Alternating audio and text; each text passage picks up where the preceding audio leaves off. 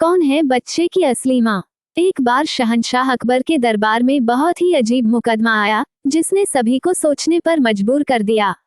हुआ यूं कि बादशाह अकबर के दरबार में दो महिलाएं रोती हुई पहुंची। उनके साथ में लगभग 2 या 3 साल का सुंदर सा बच्चा भी था। दोनों महिलाएं लगातार रो रही थीं और साथ ही दावा कर रही थीं कि बच्चा उनका है। अब समस्या ये थी कि दोनों शहर के बाहर रहती थीं, जिस कारण उन्हें कोई नहीं जाता था।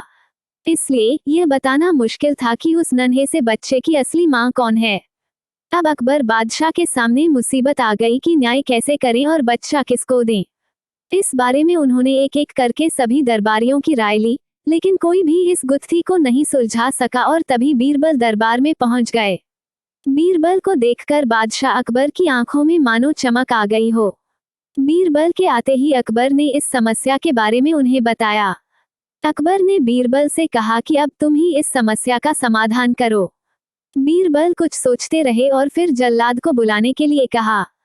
जल्लाद के आते ही बीरबल ने बच्चे को एक जगह बैठा दिया और कहा, एक काम करते हैं, इस बच्चे के 2 टुकड़े कर देते हैं। एक एक टुकड़ा दोनों माँओं को दे देंगे। अगर इन दोनों महिलाओं में से किसी एक को यह बात मंजूर नहीं है, तो जल्लाद उस महिला के 2 टुकड़े कर देगा। यह बात सुनते ही उनमें से एक महिला बच्चे के टुकड़े करने की बात मान गई और बोली कि उसे आदेश मंजूर है। वह बच्चे के टुकड़े को लेकर चली जाएगी, लेकिन दूसरी महिला बिलख बिलख कर रोने लगी और बोलने लगी, मुझे बच्चा नहीं चाहिए। मेरे 2 टुकड़े कर दो, लेकिन बच्चे को मत काटो। यह बच्चा दूसरी महिला को दे दा। यह देखकर सभी दरबारी मानने लगे कि जो महिला डर की वजह से रो रही है वही दोषी है, लेकिन तभी बीरबल ने कहा कि जो महिला बच्चे के टुकड़े करने के लिए तैयार है उसे कैद कर लो, वही मुजरिम है। इस बात को सुनकर वह महिला रोने लगी और माफी मांगने लगी, लेकिन बादशाह अकबर ने उसे जेल में डलवा दिया। बाद में अकबर ने बीरबल से पूछा कि तुमको कैसे पता चला कि असली माँ कौन है?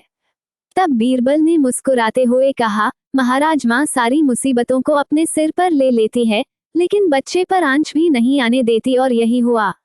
इससे पता चल गया कि असली माँ वह है जो खुद के टुकड़े करवाने के लिए तैयार है, लेकिन बच्चे के नहीं।